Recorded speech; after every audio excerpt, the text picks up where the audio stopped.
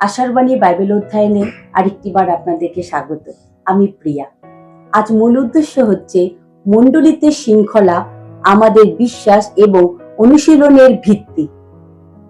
আজ আমরা মণ্ডলীর নেতৃত্ব সম্পর্কে আমরা যা আলোচনা করছি তা পেছনে কেন তা পরীক্ষা করে 1 তিমথিও 3 অধ্যায়ের উপর আমাদের আলোচনা শেষ করছি।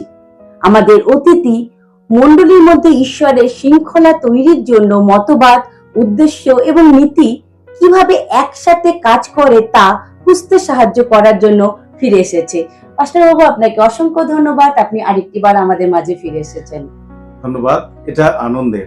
3 অধ্যায়ের এই শেষের পদগুলো আমাদের জীবনে একটা মূল বিষয় তুলে আনে এবং এগুলো পৌলের দেওয়া সেই সমস্ত ব্যবহারিক নির্দেশনার গভীর ব্যাখ্যা আমরা বলতে পারি। আসলে একটু গভীরে যাই। এই অনুচ্ছেদের প্রতি আপনার এক আশ্চর্য দৃষ্টিভঙ্গি আছে। আপনি এটিকে বিপরীতভাবে দেখছেন। 16 পদের থেকে শুরু করে কেন এটি? আমি মনে করি এটি এরকম যে এটি একটি মামলা তৈরি করেছেন এবং সবচেয়ে যুক্তিযুক্তভাবে সেটা হলো যে 16 পদ যদি আমরা দেখি এবং সেখানে একটা আলোচনাযোগ্য ধর্মতাত্ত্বিক ভিত্তি অর্থাৎ যে ডক্ট্রিন রয়েছে সেখানে এরকম কিছু তৈরি করেছে। আমরা কি বিশ্বাস করি? 15 পদ সেখানে মণ্ডলীর জন্য আমাদের যে উদ্দেশ্য রয়েছে তার উপরে ভিত্তি করে সেটা তৈরি করা হয়েছে। আমরা কেন বিদ্যমান অর্থাৎ আমরা কেন রয়েছি 15 পদে সেই বিষয় এবং সেখানে কিছু আলোচনা এবং আমাদের কিছু নীতি প্রদান করেছেন। আমরা কিভাবে এটাকে পালন করব, ঘর তৈরি করার আগে যেমন আমরা ভিত্তি তৈরি করি সেরকম ভাবেই এটা শুরু করেছে। তাহলে সেই ভিত্তি দিয়ে শুরু করা যাক।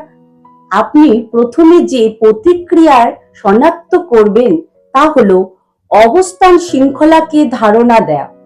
এটি 16 পদে শ্লোকের দুর্দান্ত উক্তিতে নিহত। ঠিক, পৌল এই কথাটি বলে সূচনা করেছেন, বিনা বিতর্কে ঈশ্বর ভক্তির রহস্য মহান।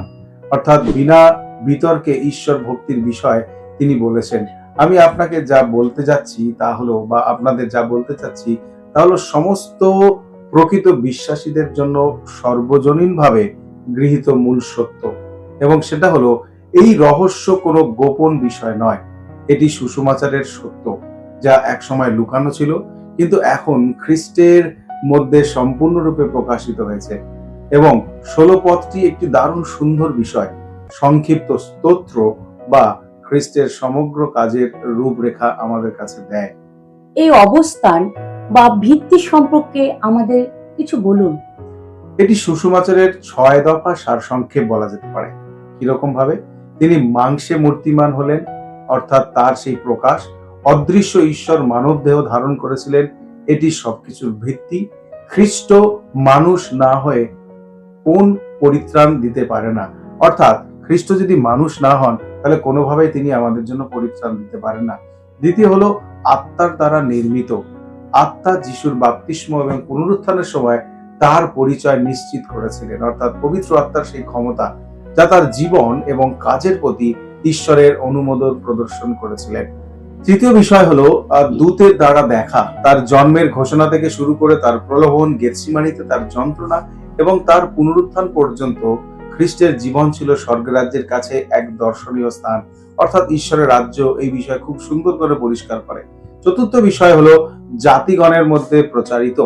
সুসমাচার জাতিগত যে বাধা সেটাকে ভেঙে দিয়েছে।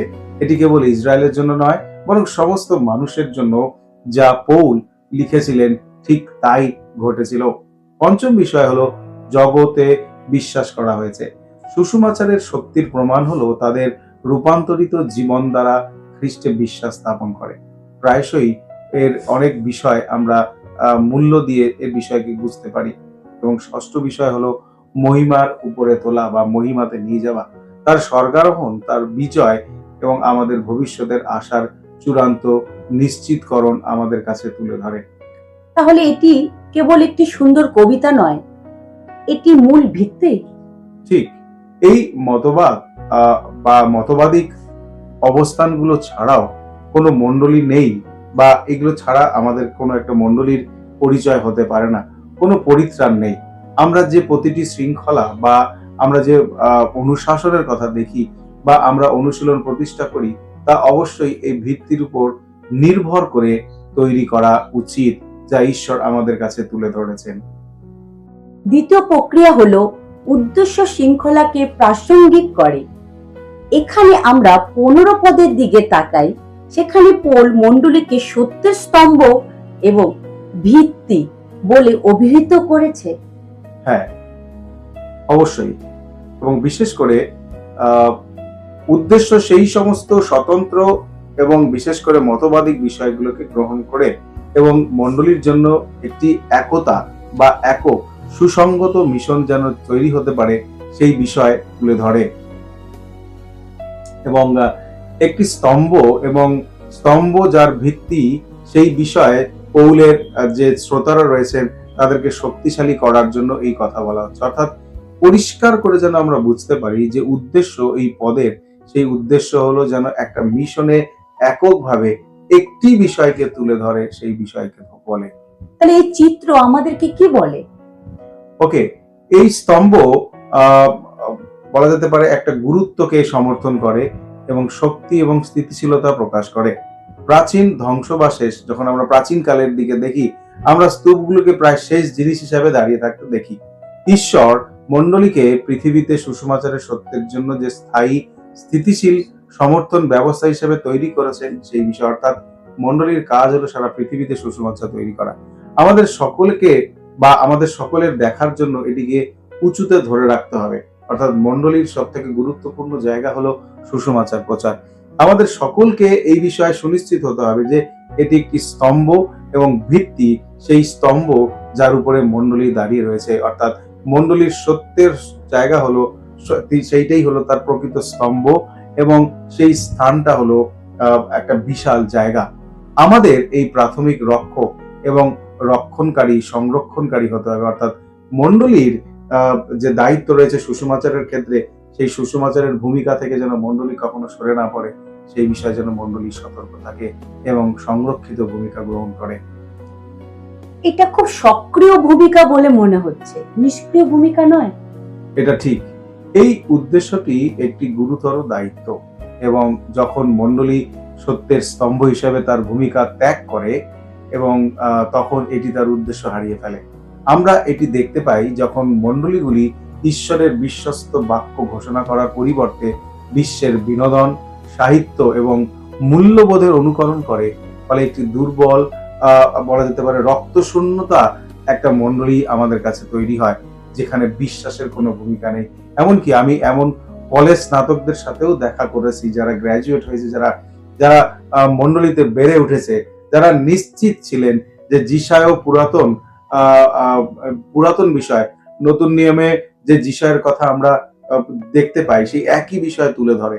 তাই যদি আমরা সত্য না জানি তাহলে আমরা সম্ভবত এর স্তম্ভ হতে পারবো না। অর্থাৎ পুরাতন নতুন নিয়মের যে বাস্তবতা, তার যে সামঞ্জস্য রয়েছে, সেটাকেও তারা বুঝতে পারে না। এটি আমাদের চূড়ান্ত প্রক্রিয়ার দিকে নিয়ে যায়, নীতি শৃঙ্খলাকে উল্লেখ করে। ঠিক, এটা স্ফটিকায়িত বা একটা স্বচ্ছতার দিকে আমাদেরকে নির্দেশ করে। এর অর্থ হলো কোনো কিছুকেই একটি নির্দিষ্ট রূপ দেওয়া। নীতিগুলি কিভাবে নির্দেশাবলী হলো আমাদের উদ্দেশ্য এবং আমাদের মতবাদের ভিত্তির উপর একটা রূপ বা একটা আকৃতি ধারণ করেছে সেই বিষয়। অর্থাৎ এটা বলতে গেলে আমি এরকম বলি যে এই অধ্যায়ের প্রথম 13টি পদ নেতাদের জন্য, যাদের যোগ্যতা সহ এলোমেলো নিয়ম নয়, তারা কিভাবে ওলটপালটভাবে চলবে সেই বিষয় নয়। এগুলি পবিত্র আত্মা দ্বারা অনুপ্রাণিত নীতি, যা মণ্ডলীকে তার উদ্দেশ্য পূরণের সহায়তা করার জন্য গঠন করা হয়েছে, যা নিজেই খ্রিস্টের কাজের উপর ভিত্তি করে নির্মিত। অর্থাৎ মণ্ডলীর উদ্দেশ্য কি সেই বিষয়ে পরিষ্কার বলে। আর পৌল ঈশ্বরের পরিবারের ধারণার মধ্যে এটিকে ফ্রেমবন্দি করেছেন। একটি গুরুত্বপূর্ণ বিষয়, মণ্ডলী কোনো ব্যবসা, কোনো গ্রামীণ ক্লাব বা সাময়িক ইউনিটের মতো পরিচালিত করবার জায়গা নয়। এটি একটি পরিবার, ঈশ্বরের পরিবার। নীতিটি স্পষ্ট, ভালোবাসা, পারস্পরিক আনুগত্য এবং দাসরূপী নেতৃত্বের পরিবেশ তৈরি করার বিষয় এটাকে তুলে ধরে। এটি কর্মসূচি এবং বাজেট সম্পর্কে নয়, বরং মানুষ এবং ভ্রাতৃত্ব সম্পর্কে। ঐশ্বরিক নীতি ঐশ্বরিক উদ্দেশ্যের উপর ভিত্তি করে এবং সুষ্ঠু মতবাদের উপর নির্মিত, এই ধরনের প্রেমময় সুশৃঙ্খল পরিবার তৈরি করার বিষয় এবং এগুলোই যে একটা সুশৃঙ্খল পরিবার তৈরি করে সেই বিষয়ে তুলে ধরে। তাহলে সবকিছু ঘরে তুলে ধরার জন্য এটি মণ্ডলী নিজেকে জিজ্ঞাসা করা উচিত এমন মূল প্রশ্নটি কি? মূল প্রশ্নটি হলো আমাদের নীতিগুলি, আমরা কিভাবে নেতা নির্বাচন করি, কিভাবে আমাদের পরিবেশ সেবাগুলোকে গঠন করি, কিভাবে আমরা একে অপরের সাথে সম্পর্ক স্থাপন করি, কি আমাদের উদ্দেশ্য সম্পর্কে বাইবেলের বোধগম্যতা প্রতিফলিত করে, অর্থাৎ আমরা কি চিন্তা করি এবং বাইবেল সত্যতা কি করে ধরে, এবং সেই উদ্দেশ্য কি দৃঢ়ভাবে যিশু কে এবং তিনি কি অর্জন করেছেন তার আলোচনার উপর, সত্যর উপরে ভিত্তি তৈরি করা, অর্থাৎ অবাস্তব বিষয়ের উপর ভিত্তি তৈরি করা নয়। যদি ভিত্তি ভেঙে যায় বা উদ্দেশ্য আমরা ভুলে যাই, তাহলে নীতিগুলি বিশৃঙ্খলা এবং আধ্যাত্মিক ধ্বংসের দিকে আমাদেরকে পরিচালিত করে।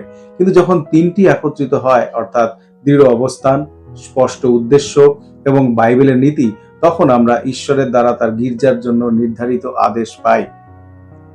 এটি একটি শক্তিশালী এবং চ্যালেঞ্জিং উপসংহার। আমরা যা বিশ্বাস করি এবং ঈশ্বরের পরিবার হিসাবে আমাদের একসাথে বসবাস করার জন্য কিভাবে ডাকা হয়েছে তার মধ্যে গভীর সম্পর্ক দেখতে সাহায্য করার জন্য মাস্টার বাবু আপনাকে অসংখ্য ধন্যবাদ। আপনাদেরকে অসংখ্য ধন্যবাদ, প্রিয়াকে ধন্যবাদ। এটি একটি স্বাস্থ্যকর এবং মণ্ডলী আমাদের কি অবস্থায় রয়েছে আমরা এই নকশার মধ্য দিয়ে পরীক্ষা করতে পারি। পরবর্তী বিষয় আপনাদের সাথে আবার দেখা হবে। ভালো থাকবেন। ধন্যবাদ।